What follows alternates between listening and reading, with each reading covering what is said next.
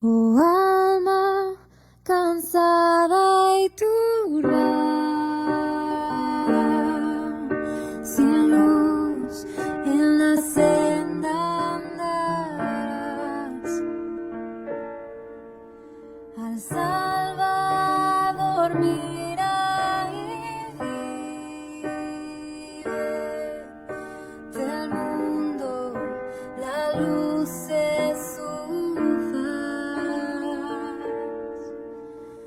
Fija tus ojos en Cristo, tan lleno de gracia y amor, y lo terrenal sin valor será a la luz del glorioso Jesús. De muerte a vida eterna te llama el Salvador fiel. En ti no domina el pecado, hay siempre victoria en él. Fija tus ojos en Cristo, tan lleno de gracia y amor, y lo terrenal sin valor será a la luz del glorioso Jesús.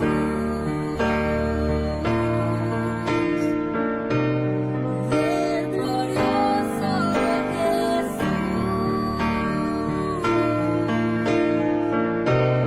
Del glorioso Jesús.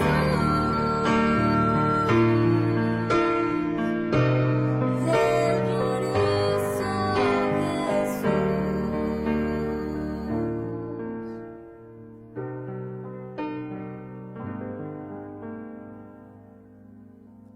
Jamás faltará su promesa. Él dijo, contigo yo estoy. Al mundo perdido de pronto y anuncia la salvación hoy. Fija tus ojos en Cristo, tan lleno de gracia y amor, y lo terrenal sin valor será a la luz del glorioso. Buenos días, hermanos, es un gusto poderles saludar a cada uno de ustedes. Es un privilegio llegar a sus hogares, llegar a donde ustedes se encuentren y poder compartir de la palabra de Dios. ¿Qué le parece si iniciamos en esta mañana pidiendo la dirección de Dios? Amén. Padre eterno, gracias por este tiempo. Gracias, Señor, por tu amor y tu fidelidad y tu bondad. En esta mañana, Señor, pedimos de tu dirección. Señor, ayúdanos, Padre eterno. Dirígenos a toda verdad. Ayúdanos. Necesitamos, Señor, de tu ayuda, de tu auxilio. Señor, te ruego y te pido que bendigas a todas aquellas personas que nos están viendo, escuchando. Bendíceles, guárdales y también prepara sus corazones, Señor, para poder recibir la palabra tuya en esta mañana. En el nombre de Jesús. Amén y amén. Gloria a Dios. Bienvenidos mis amados hermanos nuevamente. Es un privilegio poderles saludar a cada uno de ustedes, llegar por este medio a sus hogares. Estoy emocionado, estoy contento. Como ustedes ya han visto en el anuncio, vamos a empezar una nueva serie que es el Sermón del Monte, conocido como el Sermón del Monte o el Sermón de la Montaña, le llaman algunos. Vamos a entrar a este estudio, hermanos, que es de Mateo capítulo, el Evangelio de Mateo, capítulos 5, 6 y 7. Yo le quiero invitar a que usted pueda leer esta semana el capítulo, vuelvo y repito, capítulo 5, 6 y 7 del Evangelio de Mateo.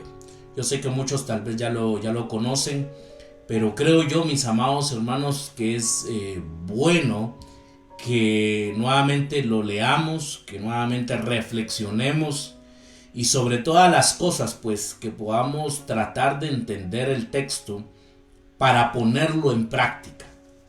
Pero creo yo que es muy importante, mis amados hermanos, poder interpretar el texto de la mejor manera, tratar de interpretar el texto de la mejor manera para poderlo entonces aplicar, para ponerlo en práctica.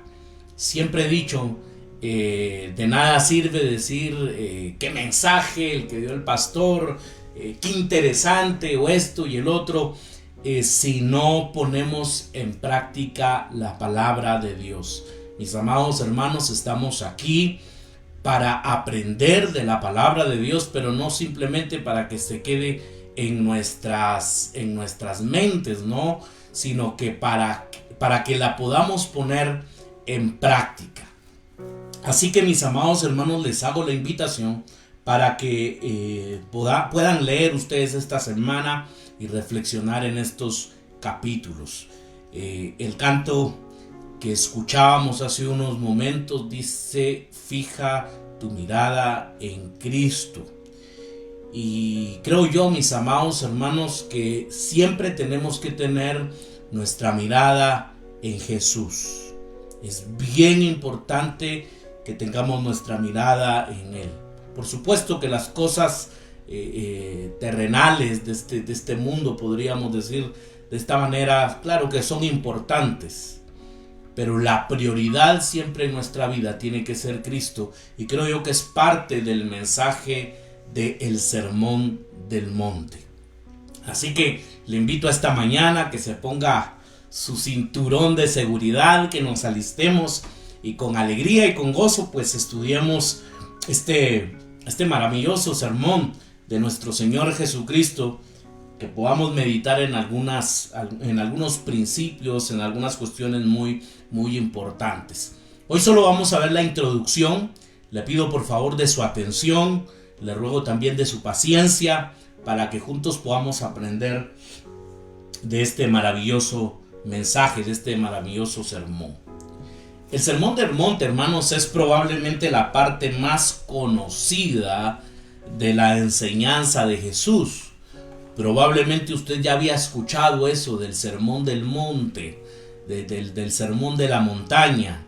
Es un mensaje muy conocido de la enseñanza de Jesús, aunque podríamos suponer que es la parte que menos se comprende y seguramente la que menos se obedece. Por eso lo decía al principio, que es importante que entendamos el mensaje, que podamos entender, hermanos, qué es lo que Jesús nos quiere enseñar, poderlo interpretar de la mejor manera, pero no se debe de quedar ahí. Creo yo que es muy importante interpretar bien el texto, pero cuando ya lo hemos interpretado de una manera correcta, ahora el siguiente paso importantísimo es ponerlo en práctica. Mucha gente no conoce el mensaje y algunos lo conocen y lo han mal interpretado, y por lo tanto entonces o lo practican de una mal manera, o vemos que ni siquiera lo practican. Jesús, hermanos, expone con claridad su propia descripción de lo que desea que sus seguidores fueran e hicieran. Esta es la voluntad de Jesús. En estos 3 capítulos encontramos la voluntad de Jesús para nuestras vidas. Lo que Él quiere que nosotros como seguidores de Él, nosotros fuésemos e hiciéramos. Esta es la voluntad de Jesús. Por eso, mis amados hermanos, es bien importante, vuelvo y repito, que conozcamos, que interpretemos de una buena manera este sermón y lo pongamos en práctica. Esta es la voluntad de Jesús. Muchos estamos buscando la voluntad de Dios, ¿no? Aquí, hermanos, en estos 3 capítulos encontramos la voluntad de Jesús para nosotros como seguidores. John Stott, que ha escrito al respecto, él lo resume, hermanos, el Sermón del Monte lo resume en 2 palabras y que me parecen muy interesantes. Él lo resume: contracultura cristiana. Contracultura cristiana. Esto es bien interesante porque el cristianismo bíblico va en contra de la cultura. No se amolda, ¿no?, a la cultura. Va en contra de la corriente. Y eso es lo que vamos a aprender en este sermón. Mis amados hermanos, hoy creo yo que muchos se van a favor de la corriente en vez de ir en contra de la cultura. Por eso me gusta cómo lo dice John Stott cuando se refiere a la contracultura cristiana. Y lo vamos a observar. La iglesia, hermanos, del siglo I, indiscutiblemente iban en contra de la cultura. Por ejemplo, para el Señor, la palabra Señor, ellos ya no se refieren al César como su Señor, no, ahora el Señor es Jesús. Él es el dueño. El Hijo de Dios tampoco ya no se refiere a estos gobernantes, sino que el Hijo de Dios ahora es Jesús. Era, hermanos, una comunidad que iba contra cultura. A menudo, hermanos, la iglesia no es contracultura, sino conformismo. El tema esencial de toda la Biblia, de principio a fin, estriba en que el propósito histórico de Dios es llamar a un pueblo hacia sí mismo, que este pueblo es un pueblo santo. Y cuando nos referimos, hermanos, a un pueblo santo, nos estamos refiriendo a un pueblo apartado del mundo para pertenecerle y obedecerle. Por eso, mis amados hermanos, nosotros no hemos sido llamados a un conformismo, sino que hemos sido llamados a vivir en santidad, a ser un pueblo apartado para Él, que le pertenece a Él y que le obedece a Él. Por eso hablábamos del canto al principio, ¿no? Que escuchábamos: fija tus ojos en Cristo, porque ahora a Él le pertenecemos y a Él le obedecemos. Dios lo dijo así al pueblo de Israel poco después de haberlos rescatado de la esclavitud egipcia y de hacerlo su pueblo especial por medio del pacto. Quiero que me acompañe al libro de Levítico. Si puede apartar Mateo capítulo 5, pero quiero que me acompañe al libro de Levítico. Levítico capítulo 18. Levítico capítulo 18. Y vamos a leer del versículo 1 al 4. Habló Jehová a Moisés diciendo: habla a los hijos de Israel y diles: yo soy Jehová vuestro Dios. Escuche esto: yo soy Jehová vuestro Dios. Versículo 3: no haréis como hacen en la tierra de Egipto, en la cual morasteis, ni haréis como hacen en la tierra de Canaán. De la tierra de Egipto era donde habían salido, y Dios dice: ni haréis como, no haréis como cuando estaban en esa tierra. Y se dirigían ahora a Canaán, y dice: tampoco haréis como en esa tierra. Está hablando, hermanos, nuevamente de una contracultura. Hermanos, yo no sé Dios de dónde nos ha sacado, cuál es nuestro pasado, de dónde venimos, ¿no? Y venimos muy probablemente de Egipto, y con otra cultura, con otro pensamiento. Pero ahora que estamos en Cristo Jesús, hermanos, le pertenecemos a Él, y todo esto se debería de quedar atrás. Ahora este pueblo se dirigía a Canaán, pero ahora el Señor les dice: ni haréis como hacen en esa tierra. Tampoco se tienen que amoldar a esa cultura, ni a la egipcia ni a la de Canaán, a la cual yo conduzco, ni andaréis en sus estatutos. Versículo 4: mis ordenanzas pondréis por obra, y mis estatutos guardaréis, andando en ellos, yo Jehová vuestro Dios. Este era el mandato, mis amados hermanos, del Señor para el pueblo de Israel. Dios los estaba sacando de la esclavitud y los estaba llevando, mis amados hermanos, a una nueva tierra, la cual Él les había prometido. Pero vemos en el transcurso de la historia que el pueblo de Israel se fue desviando, que lamentablemente no querían ir en contra de la cultura, sino que se amoldaron, ¿no? Y se conformaron o se fueron al lado del conformismo. Fue algo que vimos en nuestro estudio del libro de Jueces, ¿no? Cómo es de que Dios les dijo que tenían que arrasar con varias tierras, varios lugares. Y vemos de que ellos no hacen caso, no son obedientes a la palabra del Señor, porque lo que Dios quería, hermanos, lograr es que no hubiera una mezcla de culturas, que al final es lo que sucede. Durante siglos, hermanos, el pueblo de Israel olvidó una u otra vez su singularidad como pueblo de Dios. Nosotros, hermanos, somos un pueblo singular. Nosotros, vuelvo y repito, no nos tenemos que parecer ni como a los egipcios ni como a los cananeos, porque somos un pueblo singular.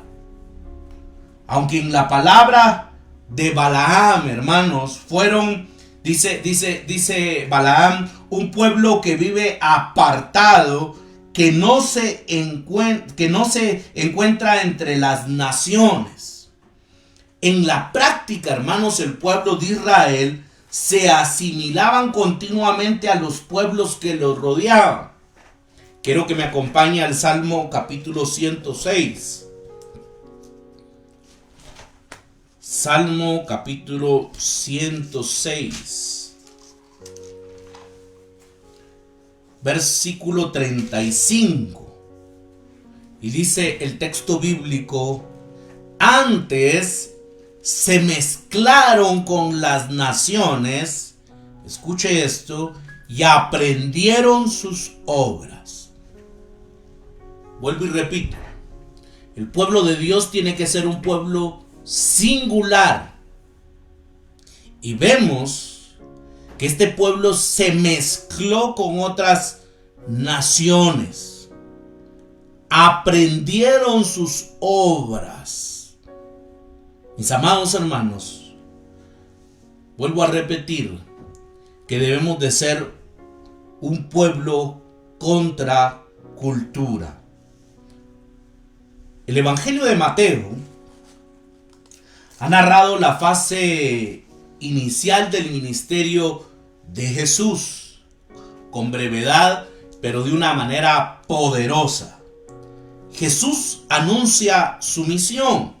Y quiero que vayamos al Evangelio, que me acompaña el Evangelio de Mateo, el capítulo 4 y versículo 17. Y vemos aquí que Jesús anuncia su misión. Desde entonces, dice el versículo 17, comenzó Jesús a predicar y a decir: arrepentíos, porque el reino de los cielos se ha acercado. Vemos el principio, hermanos, el inicio del ministerio de Jesús. Es interesante, mis amados hermanos, porque la palabra que vemos aquí cuando dice Jesús arrepentidos es la palabra metanoia, que vemos que es pensar diferente. Tiene que cambiar de rumbo. Reconsiderar cuáles son nuestros caminos. El arrepentirse es eso, mis amados hermanos. El cambiar de rumbo nuevamente. Si íbamos conforme a esta sociedad, conforme a su pensamiento, a su forma de vivir, ahora cuando llegamos al Evangelio tiene que existir una contracultura. Y ahora nosotros vamos entonces en contra de la cultura. No acomodarnos a esta cultura actual. Llama a sus primeros colaboradores. Versículo, siempre estamos en el capítulo 4 y quiero que vayamos al versículo 18 al 22. Y el texto bíblico dice: andando Jesús junto al mar de Galilea, vio a dos hermanos, Simón, llamado Pedro, y Andrés su hermano, que echaban la red en el mar porque eran pescadores. Y les dijo: venid en pos de mí, y os haré pescadores de hombres. Entonces ellos, dejando al instante las redes, le siguieron. Pasando de ahí, vio a otros dos hermanos, Jacobo, hijo de Zebedeo, y Juan su hermano, en la barca con Zebedeo su padre, que remendaban sus redes, y los llamó. Y ellos, dejando al instante la barca y a su padre, le siguieron. Vemos entonces que Jesús llama a sus primeros colaboradores y lleva a cabo un extraordinario viaje de enseñanza, de predicación y también de curaciones por Galilea. Siempre en el capítulo 4 vamos al versículo 22, del 23 al 25. Y recorrió Jesús toda Galilea, escuche esto, enseñando en las sinagogas de ellos y predicando el evangelio del reino, sanando toda enfermedad y toda dolencia en el pueblo. Y se difundió su fama por toda Siria, y le trajeron todos los que tenían dolencias, los afligidos por diversas enfermedades y tormentos, los endemoniados, lunáticos y paralíticos, y los sanó. Y le siguió mucha gente de Galilea y de Decápolis, de Jerusalén, de Judea y del otro lado del Jordán. Es interesante al ver que cuando se habla aquí de lunáticos, se me viene a la mente Marcos capítulo 9, ¿no? De cómo aquel muchacho que algunos creen que tenía un tipo de epilepsia y Jesús lo libera. Es algo bien maravilloso. También en el versículo 25 se habla de Decápolis. Yo no sé si usted se acuerda del endemoniado de Gerasa, o como se le ha llamado el endemoniado gadareno. Pertenecía a esta región de Decápolis. Muy interesante. Y esto es parte, hermanos, del ministerio y de la misión de Jesús. Mateo ahora recoge un extenso mensaje que desarrolla en detalle la clase de vida que pueden disfrutar quienes responden a la venida del reino de Dios. El sermón, hermanos, entregado entonces en el Evangelio de Mateo, el capítulo 5, capítulos 6 y 7, es casi con toda seguridad un resumen de otro mucho más extenso. Usted se puede imaginar, hermano, el mensaje de Jesús, que fue muy extenso, y lo vamos a ver más adelante, pero muy probablemente es un resumen el que se toma. En estos 3 capítulos puede leerse, hermanos, en unos 30 minutos, ¿no? Depende de su velocidad de lectura. Pero esto se puede leer en una manera rápida, diríamos, leer el capítulo 5, 6 y 7. Pero en realidad el mensaje de Jesús fue mucho más amplio, mucho más extenso. La práctica habitual de Jesús, hermanos, era invertir largos periodos en la enseñanza y predicación, hasta el punto de que al menos en 2 ocasiones pasó todo el día instruyendo a las multitudes y acabó alimentando milagrosamente a grupos de 5 y 4,000 personas. Hermanos, Jesús era alguien que le dedicaba tiempo a la enseñanza. Inclusivemente se podía pasar todo el día enseñando, y se llegaba al momento donde ya la gente también tenía hambre, tenía necesidad de comer, y vemos de que Jesús también realiza milagros con los panes y con los peces para darle de comer a esas grandes multitudes. Pero este resumen, hermanos, del Sermón del Monte no es una mera recopilación de pensamientos escogidos al azar. La estructura de este mensaje es un todo unificado. Ha sido escogido, hermanos, de una manera cuidadosa, y ha sido unificado. Mateo menciona 3 grupos, y esto es importante que ya vayamos observando, porque el evangelista menciona 3 grupos de principales personas alrededor de Jesús en su ministerio terrenal. Los primeros, mis amados hermanos, vemos que son sus discípulos. Los segundos son los líderes religiosos y las multitudes. Vemos a estos 3 grupos principales de personas. Vuelvo y repito: discípulos, líderes religiosos y las multitudes. Los discípulos, mis amados hermanos, son aquellos que se han comprometido con Jesús como Mesías. Había un compromiso real con Jesús. Estos son lo que la Biblia les llama los discípulos. Gente que estaba realmente comprometida con Jesús. Vemos el segundo grupo, que eran los líderes religiosos, representados especialmente por los fariseos. Y son, hermanos, los oponentes de Jesús durante buena parte de su ministerio. Estos son los líderes religiosos. Ojalá, mis amados hermanos, que nosotros no seamos de ese grupo, ¿no? Que se oponen constantemente al ministerio de Jesús. Pero también encontramos el otro grupo, que es la multitud. Esta multitud, hermanos, es interesante porque básicamente su posición es neutral. No están con Jesús, pero tampoco están con Él. Están en una manera neutra.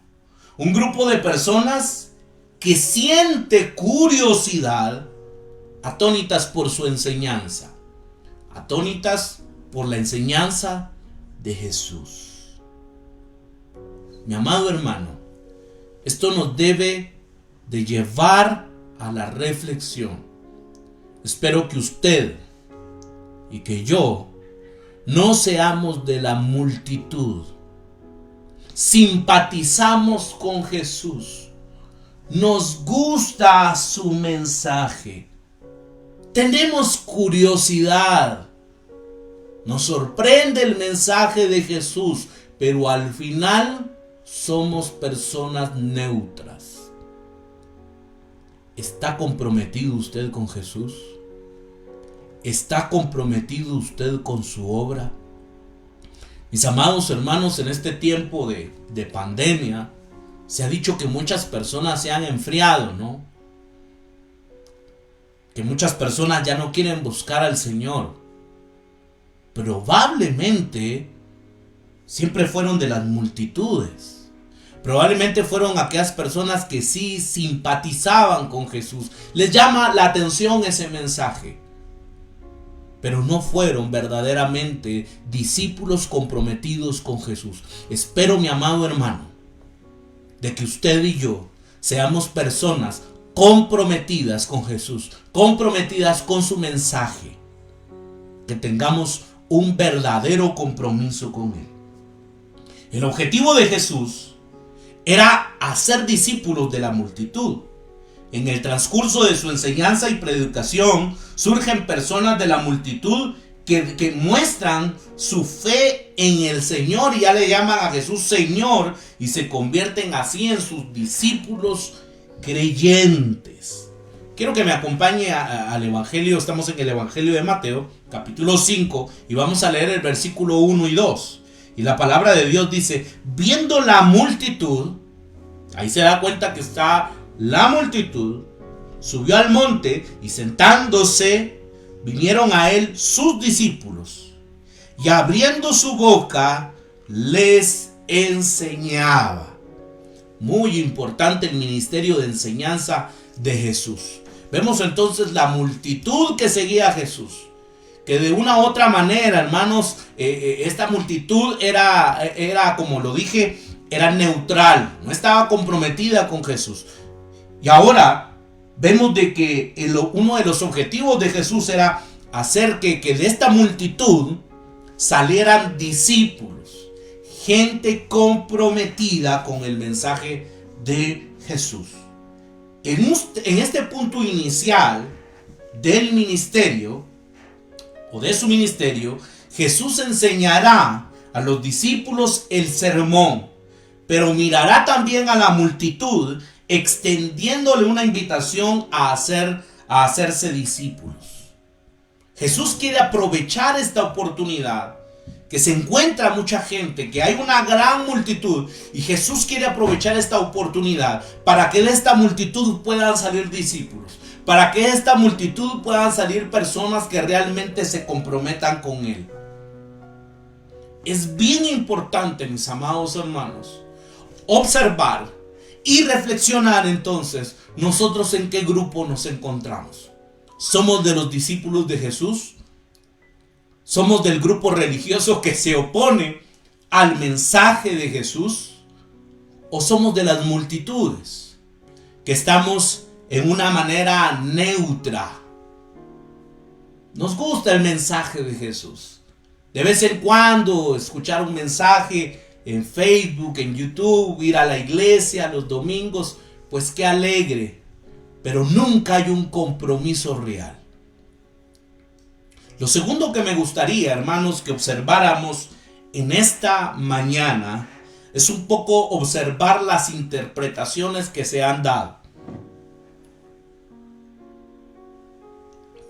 Durante la historia, hermanos, se han brindado varias interpretaciones de estos textos, de estos capítulos, del capítulo 5, 6 y 7. Y me gustaría, hermanos, poder observar, vamos a ver unas pinceladas, porque vuelvo y repito, es importante interpretar de una manera correcta el texto para poderla aplicar a nuestras vidas.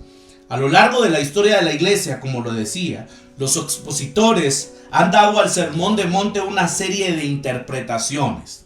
Tales interpretaciones han generado diversas aplicaciones que van desde que la situación del Sermón del Monte en el centro de los programas sociales y seculares hasta las que limitan la aplicabilidad de los detalles del Sermón del Monte en un periodo futuro en el que Cristo reinará en la tierra. Por un lado, algunos han tomado el Sermón del Monte entonces como para hacer, hermanos, obra social, programas sociales. Ahora, por favor, yo no estoy diciendo que eso sea malo, ¿no? Pero se vuelve el centro. Y entonces depende de la interpretación. Vemos de que muchos se han centrado en los programas sociales. Por otro lado, hay otros que dicen que la aplicabilidad de este mensaje es en el futuro, no es en este. Y quiero como decía, ver algunas pinceladas.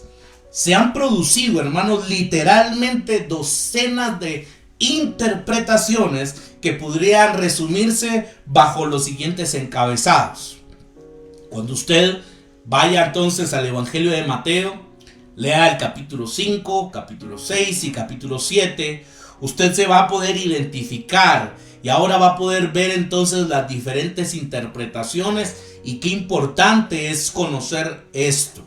Muy importante, y vamos a ver estas pinceladas. Es increíble, mis amados hermanos, porque si ustedes se meten a Google, por ejemplo, y buscan libros sobre el Sermón del Monte, hermanos, la literatura, hay mucha literatura. Y vuelvo y repito, y hay diferentes interpretaciones, pero para eso es importante que conozcamos los siguientes encabezados.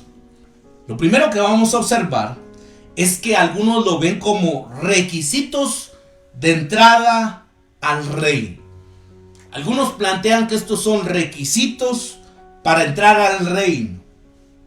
Muchos han entendido las declaraciones de Jesús sobre entrar al reino o en el reino. Estamos en el capítulo 5 del Evangelio de Mateo y quiero que me acompañe al versículo 20. Porque os digo que si vuestra justicia no fuere mayor que la de los escribas y fariseos, escuche esto, no entraréis en el reino de los cielos. Por eso es de que algunos ven que estos son requisitos para entrar en el reino de los cielos. En el sentido de que el Sermón del Monte es principalmente una invitación a entrar al reino de Dios, y que la enseñanza moral y ética de Jesús encontramos determinados requisitos entonces para entrar a dicho reino. Para poder entrar entonces al reino de Dios hay requisitos que cumplir, y esos requisitos los encontramos entonces en el capítulo 6, capítulos 5, 6 y 7 del Evangelio de Mateo. Este acercamiento, hermanos, es bastante diverso y lo comparten, al menos en parte, algunos sectores, por ejemplo, de la teología liberal y del existencialismo protestante, por ejemplo, también los reformadores sociales. Este acercamiento al Sermón del Monte reconoce la naturaleza radical del reino de Dios que Jesús anuncia. Escuche esto. Pero confunde los resultados de participar en la vida del reino con los medios para obtener dicha vida. Voy a explicar esto. Hermanos, si nosotros vemos el Sermón del Monte, que estos son requisitos para entrar al reino del Señor, entonces diríamos que ya no necesitamos del sacrificio de Cristo, porque entonces vemos de que solo se tienen que cumplir estos requisitos.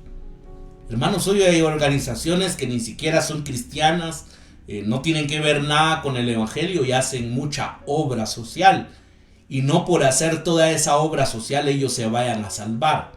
Inclusive dentro del cristianismo hay un sector el cual, hermanos, se viven como se les da la regalada gana, decimos, ¿verdad? Viven como ellos quieran.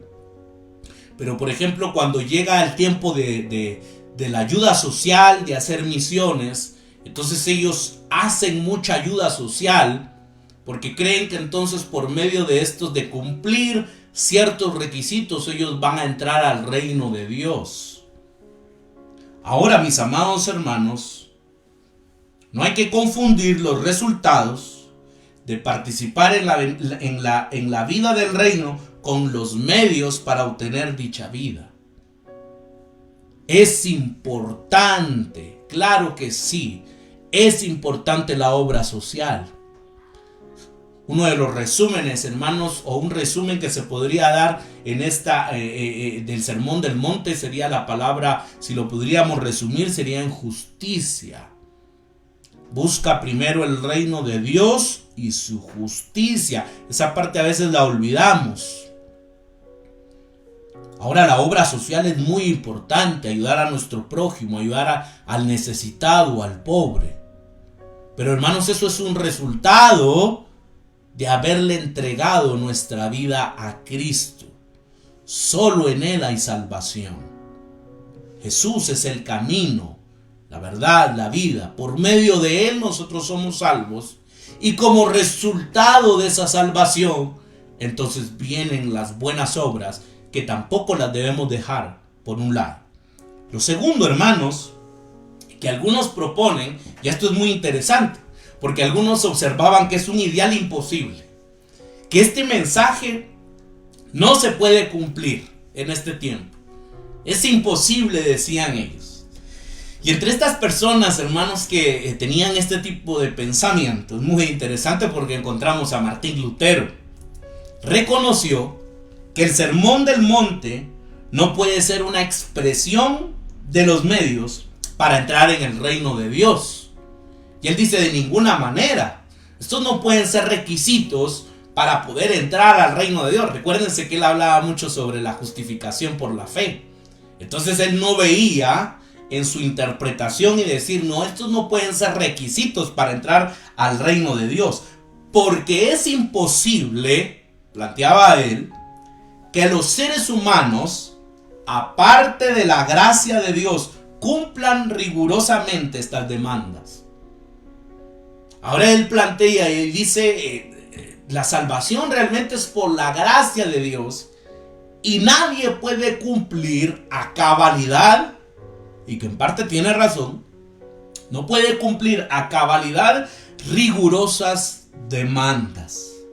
El Sermón del Monte representa una expresión de la voluntad moral de Dios, que es imposible de cumplir para los seres humanos y nos fuerza por lo tanto a reconocer nuestra pecaminosidad y suplicar, arrepentirnos y ir, diríamos, a la gracia de Dios. Esto era lo que planteaba Martín Lutero. El Sermón del Monte, Jesús no se limita a describir el ideal del reino, sino que incluye la capacitación. Y esto quiero que me preste atención. Vuelvo a repetir. En el Sermón del Monte, Jesús no se limita a describir el ideal del reino, sino que incluye la capacitación para alcanzar dicho ideal de vida en el mismo. Aquí, hermanos, en este mensaje entonces incluye la capacitación para poder alcanzar este ideal de vida. Lo tercero que quiero que observemos, la tercera interpretación o encabezado, es un ejemplo para otra era. Algunos lo ven en un tiempo futuro. Esto no se puede cumplir ahorita, dicen muchos. Por ejemplo, entonces, esto es para un tiempo futuro. Otros acercamientos al Sermón del Monte no lo ven como un mensaje directamente relevante para este tiempo. Muchos dicen este mensaje no es relevante para este tiempo. Algunos proponen que Jesús impartió estas instrucciones a sus discípulos como una rigurosa ética de emergencia a fin de prepararlos para la inminente llegada del reino de Dios con el regreso de Jesús.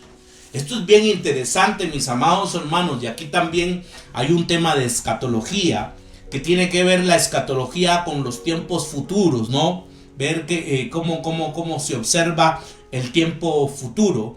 Pero por ejemplo, hermanos, los dispensacionalistas pretribulacionistas, ellos ven que Dios todavía tiene que instaurar un reino literal en Israel.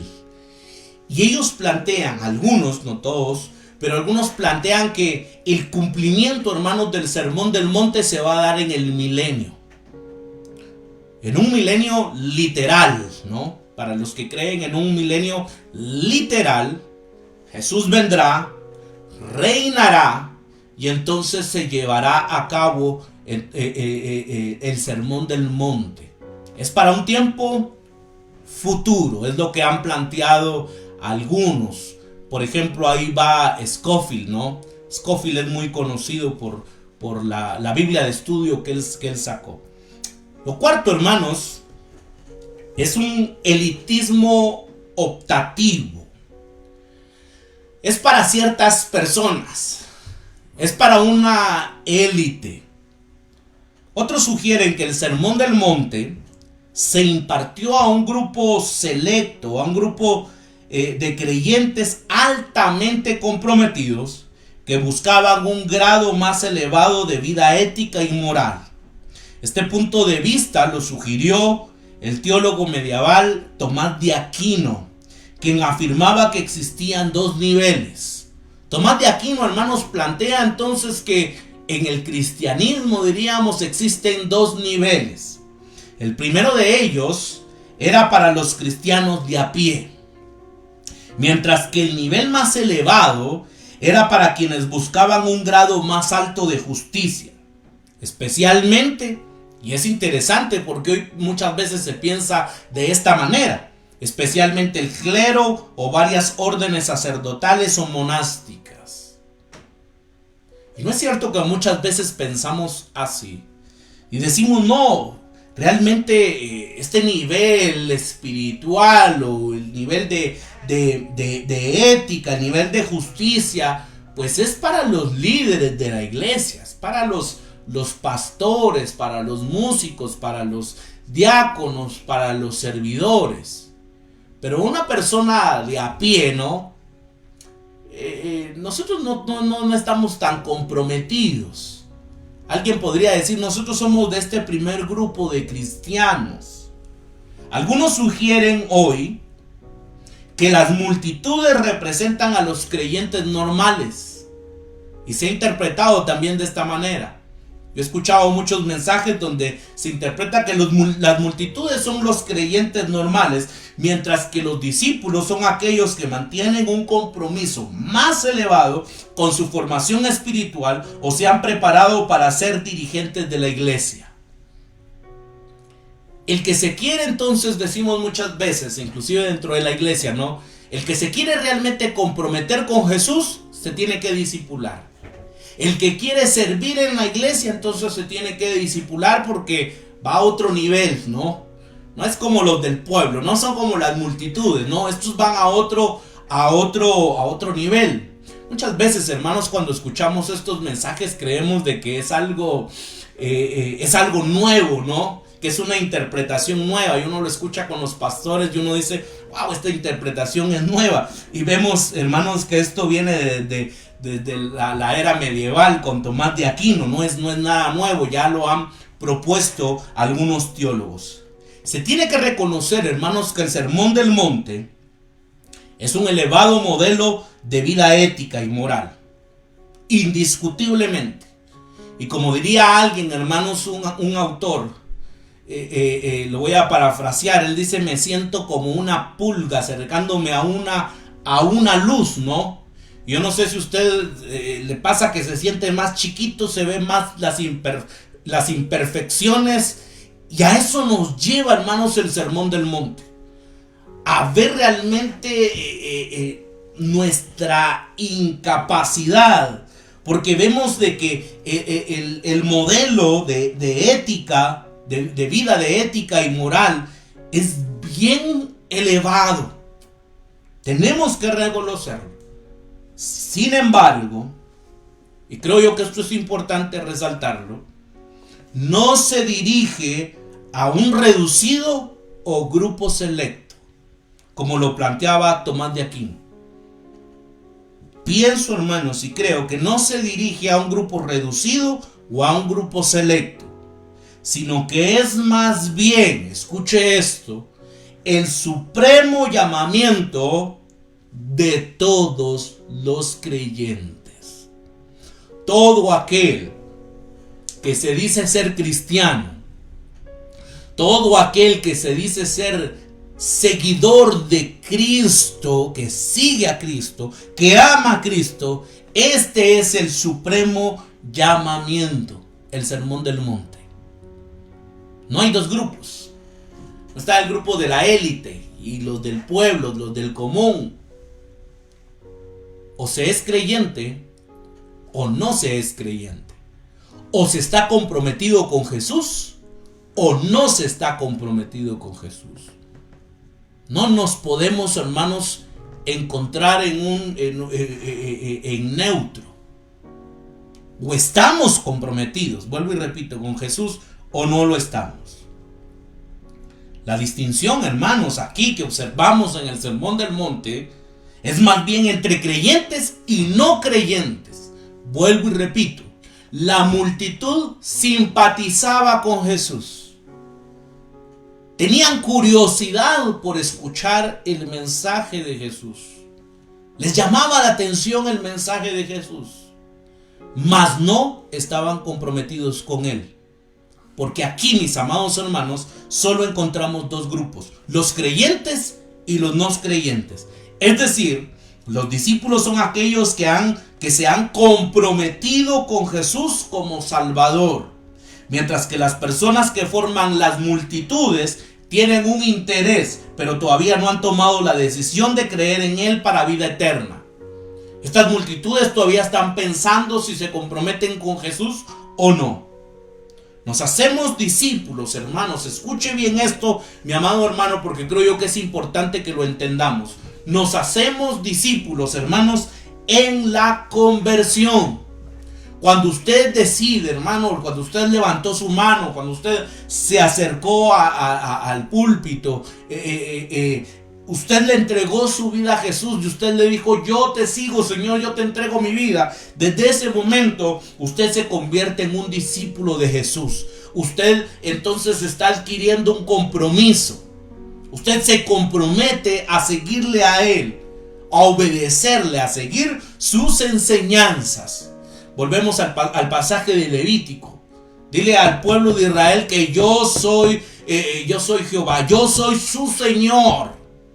Que no se tienen que mezclar ni con Egipto ni tampoco con Canaán. No tiene que haber una mezcla, porque ustedes tienen que vivir para mis preceptos, para mis mandamientos. Tienen que vivir para mí, dice el Señor. Nos hacemos discípulos entonces en la conversión. Por lo tanto, el Sermón del Monte, hermanos, es un elevado llamamiento, pero un ligero yugo de obligación para todos los cristianos. Y con esto concluyo. Los seguidores de Jesús, hermanos, deben de ser diferentes. Ya lo hemos visto. Veíamos lo que plantea John Stott, ¿no? Contracultura cristiana le llama a él. Los seguidores de Jesús tienen que ser diferentes. En el siglo I, en el siglo II, hermanos, los cristianos se destacaban, se observaban, no porque dijeran que eran cristianos, no porque dijeran: fíjense que yo voy a Ministerio Renacer, a la iglesia Renacer, o yo voy a tal iglesia. No, ellos, hermanos, se les veía algo distinto, algo diferente, y por eso la gente reconocía que ellos eran cristianos. Porque el que robaba ahora ya no roba, porque el que mentía ahora ya no miente. Y por lo tanto, entonces la gente venía y decía: ¿qué te pasó? Algo te sucedió. Hay un cambio. Hubo un cambio, sí. Me volví en seguidor de Cristo. Por eso, mis amados hermanos, los seguidores de Jesús deben de ser diferentes. Diferentes tanto en la iglesia, escuche esto, porque tienen que ser diferentes en la iglesia nominal como en el mundo secular. Recuérdese que aquí había un grupo también de religiosos. Esto es peligroso. Había un grupo de religiosos que estaban en contra del ministerio de Jesús. Tenemos que ser diferentes tanto en la iglesia nominal como del mundo secular, de la persona religiosa como de la irreligiosa. Lo hemos visto en la carta a los Gálatas, ¿no?, que escribe el apóstol Pablo, y hemos visto que por un lado están las personas religiosas, pero también está la persona irreligiosa. No nos podemos ir es cierto, Jesús nos ha llamado a la libertad, pero no nos podemos ir a un liberalismo, ¿no? Y tampoco nos podemos volver personas religiosas y personas, hermanos, como los fariseos y los saduceos. Tenemos realmente que vivir el evangelio. El Sermón del Monte, hermanos, es el diseño más completo, escuche esto, más completo de la contracultura cristiana que existe en el Nuevo Testamento. Aquí, mis amados hermanos, hay un sistema de valores cristianos, de norma ética, de devoción religiosa, de actitud hacia el dinero, a las aspiraciones, el estilo de vida, las relaciones del cristiano, todos y cada uno de los cuales están totalmente en discordia con los valores del mundo no cristiano. Esto es tremendo, mis amados hermanos, porque los valores del reino, los valores bíblicos, van totalmente en discordia con los del mundo. Y esta contracultura cristiana es la vida del reino de Dios. Una vida plenamente humana en verdad, pero vivida bajo el régimen divino. Esto es maravilloso, desafiante y retador para nuestras vidas. Le invito nuevamente a que pueda leer estos capítulos, a que pueda leer todo el Sermón del Monte, que podamos reflexionar y comprometernos cada día más con Jesús. Hoy observamos que la gente se quiere cada día más amoldear al mundo, a su pensamiento, a este sistema. No, mis amados hermanos, eso no es cristianismo, ese no es el evangelio. Nosotros somos contracultura. Nosotros no estamos comprometidos con el sistema de este mundo. Nosotros estamos comprometidos con Jesús, con sus verdades. Inclinemos nuestro rostro. Padre eterno, gracias por tu amor y tu fidelidad. Gracias, Señor, por tu misericordia, porque tú no nos has dejado y tú no nos has desamparado. Dios Todopoderoso, te rogamos y te suplicamos que nos ayudes a entender tu palabra de la mejor manera. Somos humanos con muchas imperfecciones, pero te ruego, Señor, y te suplico que nos ayudes a poder interpretar tu palabra de la mejor manera. Tenemos al mejor maestro, tenemos al mejor ayudador, que es tu Espíritu Santo. Ayúdanos, dirígenos. Señor, los estándares éticos, morales, de justicia que encontramos en este sermón son bien altos. Pero ayúdanos, Señor, a entenderlos, a vivirlos, a practicarlos. Gracias, Señor, por tu palabra. Gracias por cada uno de aquellos que nos están viendo, que nos están escuchando. En el nombre de Jesús, bendíceles, en tu nombre, Jesús.